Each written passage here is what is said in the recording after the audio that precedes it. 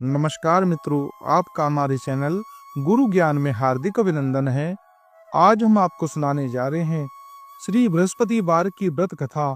श्रद्धा भक्ति भाव से श्रवण करें। बोलो लक्ष्मी नारायण भगवान की जय।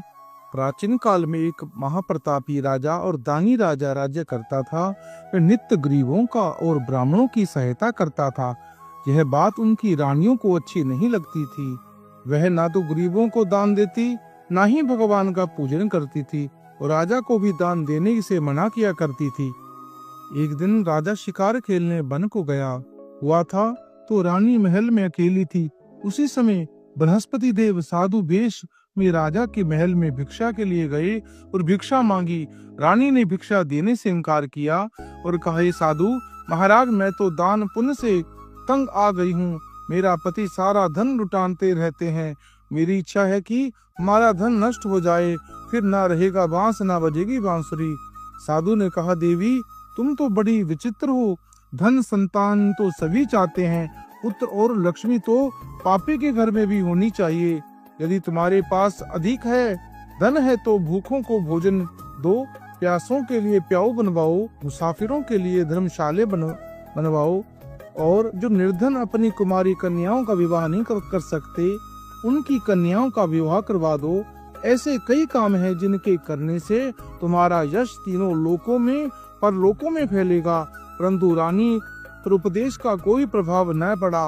वह बोली, महाराज आप मुझे कुछ न समझाए, मैं ऐसा धन नहीं चाहती जो हर जगह बांटती फिरूं। साधु ने उत्तर दिया, यदि तुम्हारी ऐसी ही इच्छा है तो तथास्तु, तुम ऐसा ही करना। बृहस्पतिवार को घर लीप कर पीली मिट्टी से अपना सिर धोकर स्नान करना, मिट्टी चढ़ाकर कपड़े धोना। ऐसा करने से आपका सारा धन नष्ट हो जाएगा। इतना कहकर वह साधु महाराज वहां से आलोप हो गए। साधु के अनुसार कई बातों को पूरा करते हुए रानी को केवल 3 बृहस्पतिवार ही बीते थे। उसकी समस्त धन संपत्ति नष्ट हो गई। भोजन के लिए राजा का परिवार तरसने लगा। तब एक दिन राजा ने रानी से बोला कि हे रानी, तुम यहीं रहो, मैं दूसरे देश जाता हूँ, क्योंकि यहाँ पर सभी लोग मुझे जानते हैं, इसलिए मैं कोई छोटा कार्य नहीं कर सकता। ऐसा कहकर राजा प्रदेश चला गया। वहाँ वह जंगल से लकड़ी काट कर लाता और शहर में बेचता। इस तरह वह अपना जीवन व्यतीत करने लगा। इधर राजा के प्रदेश जाते ही रानी और दासी दुखी रहने लगी। एक बार जब रानी और दासी को 7 दिन तक बिना भोजन के रहना पड़ा तो रानी ने अपनी दासी से कहा, हे दासी, पास ही एक नगर में मेरी बहन रहती है, वह बड़ी धनवान है, तू उसके पास जा और कुछ लेकर आ, ताकि थोड़ी बहुत गुजर बसर हो जाए। दासी रानी की बहन के पास गई। उस दिन वीरवार था और रानी की बहन उस समय बृहस्पतिवार की व्रत की कथा सुन रही थी। दासी ने रानी की बहन को अपनी रानी का संदेश दिया, लेकिन रानी की बड़ी बहन ने कोई उत्तर नहीं दिया। जब दासी को रानी की बड़ी बहन ने कोई उत्तर नहीं मिला तो वह बहुत दुखी हुई और उसे क्रोध भी आया। दासी ने वापस आकर रानी को सारी बात बता दी। सुनकर रानी ने अपने भाग्य को कोसा। उधर रानी की बड़ी बहन ने सोचा कि मेरी बड़ी बहन की दासी आई थी, परंतु मैं उससे नहीं बोली, इससे बहुत दुखी हुई होगी। कथा सुनकर पूजन समाप्त कर वह अपनी बहन के घर आई और कहने लगी, बहन, मैं बृहस्पतिवार का व्रत कर रही थी, तुम्हारी दासी मेरे घर आई थी, परंतु जब तक कथा होती है तब तक न उठना है और ना ही बोलना है, इसलिए मैं नहीं बोली। और कहो दासी क्यों गई थी? रानी बोली, बहन तुमसे क्या छिपाऊं, हमारे घर खाने तक को अनाज नहीं है। ऐसा कहते कहते रानी की आंखें भर आई। उसने दासी समेत पिछले 7 दिनों से भूखे रहने की सारी बात कही, अपनी बहन को विस्तार पूर्वक सुना दी। रानी की बहन बोली, देखो बहन, भगवान बृहस्पति देव सबकी मनोकामना पूर्ण करते हैं। देखो शायद तुम्हारे घर में अनाज रखा हो। पहले तो रानी को विश्वास नहीं हुआ, पर बहन के आग्रह करने पर उसने अपनी दासी को अंदर भेजा तो उसे सचमुच अनाज से भरा एक घड़ा मिल गया। यह देखकर दासी को बड़ी हैरानी हुई। दासी रानी से कहने लगी, रानी, जब हमको भोजन नहीं मिलता तो हम व्रत ही तो करते हैं, इसलिए क्यों ना इस व्रत और कथा की विधि पूछ ली जाए, ताकि हम भी व्रत कर सके। तब रानी ने अपनी बहन से बृहस्पतिवार के व्रत के बारे में पूछा। उसकी बहन ने बताया, बृहस्पतिवार के व्रत में चने की दाल और मुक्का से भगवान विष्णु का केले की जड़ में पूजन करें तथा दीपक जलाएं। व्रत कथा सुने और पीले भोजन ही करें, इससे बृहस्पति देव प्रसन्न होते हैं। व्रत और पूजन विधि बताकर रानी की बहन वहां से अपने घर लौट आई। 7 दिन के बाद जब बृहस्पतिवार आया तो रानी और दासी ने व्रत रखा। गुड़साल में जाकर चना और गुड़ ले आई। फिर उसने केले की जड़ में तथा भगवान विष्णु भगवान का पूजन किया। अब पीला भोजन कहाँ से आए, इस बात को लेकर बहुत दुखी हुई, क्योंकि उन्होंने व्रत रखा था। इसलिए बृहस्पति देव उनसे प्रसन्न थे। इसलिए वे एक साधारण व्यक्ति का रूप धारण कर 2 थालों में सुंदर पीला भोजन दासी को दे गए। भोजन पाकर दासी प्रसन्न हुई और फिर रानी के साथ मिलकर भोजन ग्रहण किया। उसके बाद वे सभी वीरवार को व्रत और पूजन करने लगी। बृहस्पति भगवान की कृपा से उनके पास फिर से धन संपत्ति आ गई, परंतु रानी फिर से पहले की तरह आलस्य करने लगी। तब दासी बोली, देखो रानी, तुम पहले भी इस प्रकार आलस्य करती थी, तुम्हें धन रखने में कष्ट होता था, इस कारण सभी धन नष्ट हो गया, और अब जब भगवान बृहस्पति की कृपा से धन मिला है तो तुम्हें फिर से आलस्य होता है। रानी को समझाते हुए दासी कहती है कि बड़ी मुसीबत के बाद हमने यह धन पाया है, इसलिए हमें दान पुण्य करना चाहिए, भूखे मनुष्य को भोजन कराना चाहिए और धन को शुभ कार्यों में खर्च करना चाहिए, जिससे तुम्हारे कुल का यश बढ़ेगा, स्वर्ग की प्राप्ति होगी, पितृ प्रसन्न होंगे। दासी की बात मानकर रानी अपना धन शुभ कार्यों में खर्च करने लगी, जिससे पूरे नगर में उसका यश फैला। बृहस्पतिवार के व्रत के बाद श्रद्धा के साथ आरती करनी चाहिए। उसके बाद प्रसाद बांटकर उसे ग्रहण करना चाहिए। एक दिन राजा दुखी होकर जंगल में एक पेड़ के नीचे आसन जमाकर बैठ गया। वहां अपनी दशा को याद कर व्याकुल होने लगा। बृहस्पतिवार का दिन था। एकाएक उसने देखा कि निर्जन वन में एक साधु प्रकट हुआ है। वह साधु वेश में स्वयं बृहस्पति देवता थे। लकड़हारे के सामने आकर बोले, लकड़हारे, इस सुनसान जंगल में तू चिंता मगन क्यों बैठा है? लकड़हारे ने दोनों हाथ जोड़कर प्रणाम किया और उत्तर दिया, महात्मा जी, आप सब जानते हैं मैं क्या कहूँ। यह कहकर रोने लगा और साधु को अपनी आत्मकथा सुनाई। महात्मा जी ने कहा, तुम्हारी स्त्री ने बृहस्पतिवार के दिन बृहस्पति भगवान का निरादर किया था, इसके कारण रुष्ट होकर उन्होंने तुम्हारी यह दशा कर दी है। अब तुम चिंता को दूर कर मेरे कहने पर चलो तो तुम्हारे सब कष्ट दूर हो जाएंगे और भगवान पहले से भी अधिक संपत्ति देंगे। तुम बृहस्पति के दिन कथा किया करो। 2 पैसे के चने मुक्का लाकर उसका प्रसाद बनाओ और शुद्ध जल से लोटे में शक्कर मिलाकर अमृत तैयार करो। कथा के पश्चात अपने सारे परिवार और सुनने वाले प्रेमियों को अमृत व प्रसाद बांटकर आप भी ग्रहण करो। ऐसा करने से भगवान तुम्हारी सब मनोकामनाएं पूरी करेंगे। साधु के ऐसे वचन सुनकर लकड़हारा बोला, हे प्रभु, मुझे लकड़ी बेचकर जितना पैसा नहीं मिलता जिससे भोजन के उपरांत कुछ बचा सकूं, मैंने रात्रि में अपनी स्त्री को व्याकुल देखा था। मेरे पास तो कुछ भी नहीं है जिससे मैं उसकी खबर मांग सकूं। साधु ने कहा, हे लकड़हारे, तुम किसी बात की चिंता मत करो। बृहस्पति के दिन तुम रोजाना की तरह लकड़ियां लेकर शहर जाओ। तुमको रोज से दुगना धन प्राप्त होगा, जिससे तुम भली भांति भोजन कर लोगे तथा बृहस्पति देव की पूजा का सामान भी आ जाएगा। इतना कहकर साधु अंतर ध्यान हो गए। धीरे धीरे समय व्यतीत होने पर फिर वही बृहस्पतिवार दिन आया। लकड़हारा जंगल से लकड़ी काट कर किसी शहर में बेचने गया। उसे उस दिन और दिन से भी अधिक पैसा प्राप्त हुआ। राजा ने चना गुड़ आदि लाकर गुरुवार का व्रत किया। उस दिन से उसके सभी क्लेश दूर हो गए। परंतु जब वह दोबारा गुरुवार का दिन आया तो बृहस्पतिवार का व्रत करना भूल गया। इस कारण बृहस्पति देव भगवान नाराज हो गए।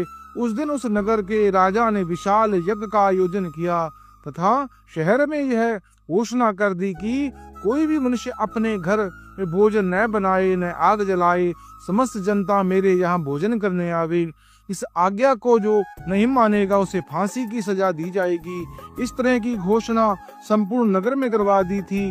राजा की आज्ञा के अनुसार शहर के सभी लोग भोजन करने गए, लेकिन लकड़हारा कुछ देर से वहां पहुंचा, इसलिए राजा ने उसको अपने साथ घर ले आए और ले जाकर भोजन करा रहे थे तो रानी की दृष्टि उस खूंटी पर पड़ी जिसका उसका हार लटका हुआ था। वह वहां पर दिखाई नहीं दिया। रानी ने निश्चय किया कि मेरा हार इस मनुष्य ने चुरा लिया है। उसी समय सिपाहियों को बुलाकर उसको कारागार में डलवा दिया। जब लकड़हारा कारागार में पड़ा गया और बहुत दुखी होकर विचार करने लगा कि जाने कौन से पूर्व जन्म के कर्म से मुझे यह दुख प्राप्त हुआ, और साधु को याद करने लगा जो जंगल में मिला था। उसी समय तत्काल बृहस्पति देव साधु के रूप में प्रकट हुए। उसकी दशा को देखकर कहने लगे, अरे मूर्ख, तूने बृहस्पति देव की कथा नहीं करी, इसी कारण तुझे दुख प्राप्त हुआ। अब चिंता मत कर, बृहस्पतिवार के दिन कारागार के दरवाजे पर 4 पेड़े पड़े मिलेंगे। इससे तू बृहस्पति देव की पूजा करना, तेरे सभी कष्ट दूर हो जाएंगे। बृहस्पतिवार के दिन उसे 4 पैसे मिले। लकड़हारे ने कथा कही।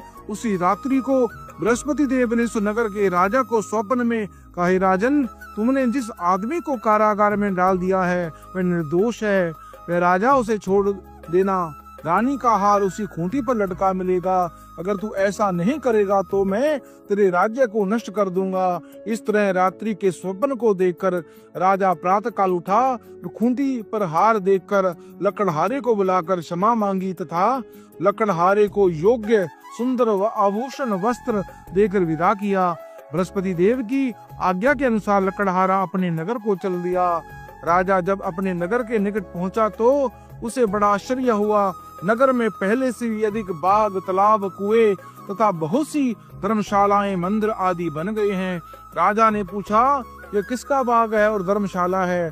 तब नगर के सब लोग कहने लगे कि यह सब रानी और बांदी के हैं। तो राजा को आश्चर्य हुआ और गुस्सा भी आया। जब रानी ने यह खबर सुनी कि राजा आ रहे हैं तो उन्होंने बांदी से कहा, दासी, देख, राजा हमको कितनी बुरी हालत में छोड़ गया था। हमारी ऐसी हालत देखकर वह लौट ना जाए, इसलिए तू दरवाजे पर खड़ी हो जा। आज्ञा के अनुसार दासी दरवाजे पर खड़ी हो गई। राजा आया तो उन्हें अपने साथ लिवा लाई। तब राजा ने क्रोध कर अपनी रानी से पूछा, यह धन तुम्हें किससे प्राप्त हुआ है? तब उन्होंने कहा, हमें यह सब धन बृहस्पति देव के इस व्रत के प्रभाव से प्राप्त हुआ। राजा ने निश्चय किया कि 7 रोज के बाद जो सभी बृहस्पति देव का पूजन करेंगे, परंतु मैं प्रतिदिन में 3 बार कहानी तथा रोज व्रत किया करूंगा। अब इस समय राजा ने दुपट्टे में चने की दाल बांधी रहती है तथा 3 दिन बार वह कहानी सुनता है। एक रोज राजा ने विचार किया कि चलो अपनी बहन के यहाँ हो आवे। इस तरह निश्चय कर राजा घोड़े पर सवार होकर अपनी बहन के यहाँ चलने लगा। मार्ग में उसने देखा कि कुछ आदमी एक मुर्दे को लिए जा रहे हैं। उन्हें देखकर राजा कहने लगा, अरे भाइयों, मेरी बृहस्पति देव की कथा सुन लो। वे बोले, हमारा तो आदमी मर गया, इसको अपनी कथा की पड़ी है। परंतु कुछ आदमी बोले, अच्छा है, हम तुम्हारी कथा भी सुनेंगे। राजा ने दाल निकाली और जब कथा आधी हुई तो मुर्दा हिलने लगा, और जब कथा समाप्त हो गई तो राम राम कर मनुष्य उठकर खड़ा हो गया। आगे मार्ग पर उसे एक किसान खेत में हल चलाता मिला। राजा ने उसे देखकर उसे बोले, अरे भैया, तू मेरी बृहस्पतिवार की कथा सुन ले। किसान बोला, जब तक मैं तेरी कथा सुनूंगा तब तक 4 हराए जोत लूंगा। जा अपनी कथा किसी और को सुना। इस तरह राजा आगे चलने लगा। राजा के हटते ही बैल पहाड़ खाकर गिर पड़ा। तब किसान के बेटे पेट में बड़ी जोर से दर्द हुआ। उस समय उसकी माँ रोटी लेकर आई थी। उसने जब देखा कि उसका पुत्र से सब हाल पूछा और बेटे ने सभी हाल कह सुनाया, तो बुढ़िया दौड़ी दौड़ी उस घुड़सवार के पास आई। उससे बोली कि मैं तेरी कथा सुनूंगी, तू अपनी कथा मेरे खेत में चलकर ही कहना। राजा ने बुढ़िया के खेत में जाकर कथा कही। इसके सुनते ही वह बैल उठ खड़ा हुआ। तब किसान के पेट का दर्द भी बंद हो गया। राजा अपनी बहन के घर पहुंचा। बहन ने भाई की खूब मेहमानी की। दूसरे रोज प्रातः का राजा जगा तो वह देखने लगा कि सब लोग भोजन कर रहे हैं। राजा ने अपनी बहन से कहा, ऐसा कोई मनुष्य है जिसने भोजन ना किया हो? मेरी बृहस्पतिवार की कथा सुन ले। बहन बोली, हे भैया, ये देश ऐसा है कि पहले यहाँ लोग भोजन करते हैं, बाद में अन्य काम करते हैं। अगर कोई पड़ोस में हो तो देख आऊं।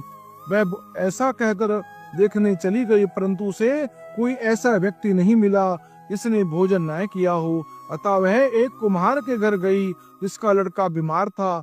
उसे मालूम हुआ कि उनके यहाँ 3 रोज से किसी ने भोजन नहीं किया। रानी ने अपने भाई की कथा सुनने के लिए कुम्हार से यहाँ तैयार कर लिया। राजा ने आकर बृहस्पतिवार की कथा कही, इसको सुनकर उसका लड़का ठीक हो गया। अब तो राजा की प्रशंसा होने लगी। हर रोज अपनी बहन के यहाँ की, हे बहन, हम अपने घर को जाएंगे, तुम भी तैयार हो जाओ। राजा की बहन ने अपनी सास से कहा। सास ने कहा, हाँ चली जा, परंतु अपने लड़के को मत ले जाना, क्योंकि तेरे भाई को कोई औलाद नहीं है। बहन ने अपने भैया से कहा, भैया मैं तो चलूंगी पर कोई बालक नहीं जाएगा। राजा बोला, जब कोई बालक नहीं चलेगा तब तुम ही क्या करोगी? बड़े दुखी मन से राजा अपने नगर को लौट आया। राजा ने अपनी रानी से कहा, निर्वंशी हमारा मुंह देखने का धर्म नहीं है और कुछ भोजन आदि नहीं किया। रानी बोली, हे प्रभु, बृहस्पति देव ने हमें सब कुछ दिया है, हम औलाद भी अवश्य देंगे। उसी रात को बृहस्पति देव ने राजा को स्वप्न में कहा, हे राजन, उठो, सभी सोच त्याग दे, तेरी रानी गर्भ से है। राजा की यह बात सुनकर बड़ी खुशी हुई। 9वें महीने में उसके घर सुंदर पुत्र पैदा हुआ। तब राजा बोला, हे रानी, स्त्री बिना भोजन रह सकती है पर बिना कहे नहीं रह सकती। जब तेरी बहन आवे तुम उससे कुछ मत कहना। रानी ने सुनकर हाँ कर दिया। जब राजा की बहन ने यह शुभ समाचार सुना तो वह बहुत खुशी हुई तथा बधाई लेकर अपने भाई के यहाँ आई। तभी रानी ने कहा, घोड़ा चढ़कर तो नहीं आई, गधा चढ़कर आई है। राजा की बहन बोली, भाभी, मैं इस प्रकार कहती हूँ तो तुम्हें औलाद कैसे मिलती? बृहस्पति देव ऐसे ही हैं, जिनके घर में कामनाएं हैं वे सभी पूर्ण करते हैं। भगवान बृहस्पति देव उन सब की सदैव रक्षा करते हैं। संसार में जो मनुष्य सद्भावना से भगवान का पूजन व्रत सच्चे हृदय से करते हैं, सभी मनोकामनाएं पूर्ण करते हैं। जैसे सच्ची भावना से रानी और राजा ने उनकी कथा का गुणगान किया तो उसकी सभी इच्छाएं बृहस्पति देव जी ने पूर्ण की। इसलिए पूर्ण कथा सुनने के बाद प्रसाद लेकर जाना चाहिए। हृदय से उनका मनन करते हुए जयकारा बोलना चाहिए। बोलो बृहस्पति भगवान की जय, भगवान विष्णु की जय। सुनिए दूसरी कथा। प्राचीन काल में एक ब्राह्मण रहता था। वह बहुत निर्धन था, उसके कोई संतान नहीं थी। उसकी स्त्री बहुत ही मलिनता के साथ रहती थी। वह स्नान करती नहीं थी, किसी देवता का पूजन नहीं करती थी, जिससे ब्राह्मण देवता बड़े दुखी थे। बेचारे बहुत कुछ कहते थे किंतु उनका कुछ भी परिणाम नहीं निकलता था। भगवान की कृपा से ब्राह्मण की स्त्री के कन्या रूपी रत्न पैदा हुई। कन्या बड़ी होने पर प्रातः काल स्नान कर कर भगवान विष्णु का जाप व बृहस्पतिवार का व्रत करने लगी। अपने पूजन पाठ को समाप्त कर कर विद्यालय जाती तो अपनी मुट्ठी में जौ भरकर ले जाती और पाठशाला के मार्ग में डाल जाती थी।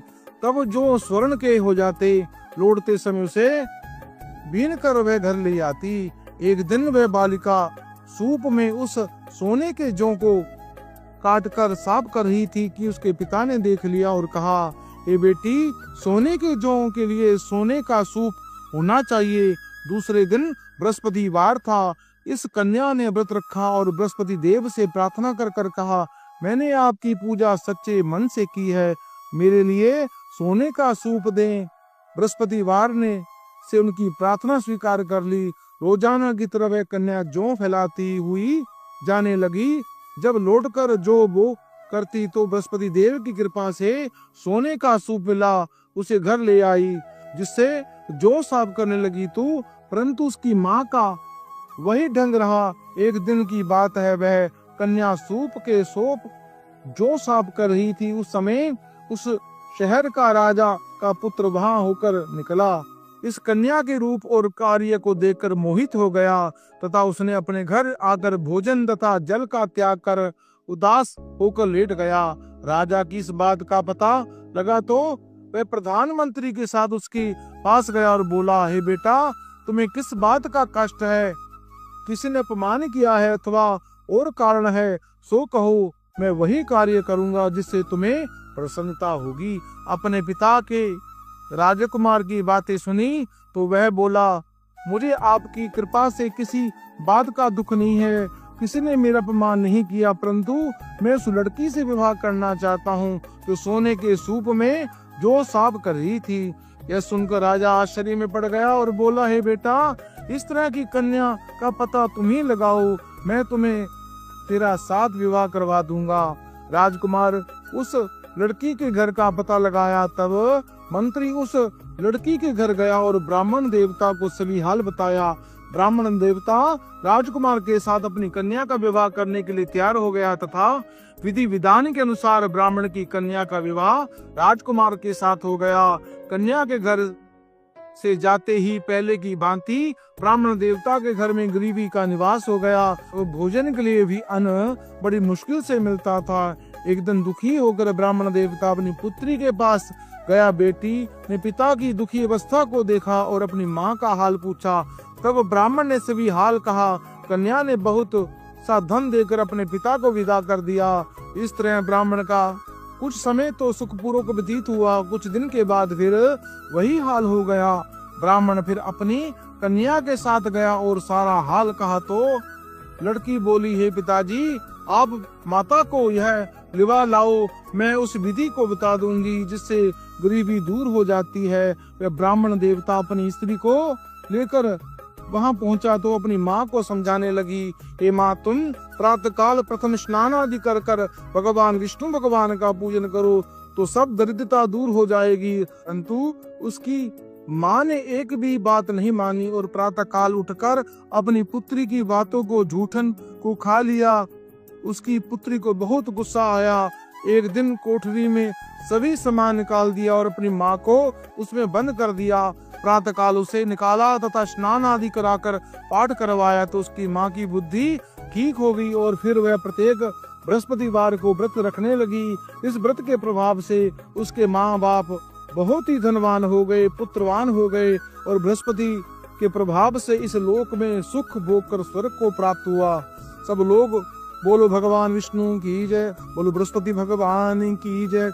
मित्रों, इस पवित्र कथा को आप अपने इष्ट मित्रों को शेयर करें, पुण्य के भागी बने। हमारे चैनल को सब्सक्राइब करें, लाइक करें और कमेंट बॉक्स में तो बृहस्पति देव भगवान की जय, लक्ष्मी नारायण भगवान की जय।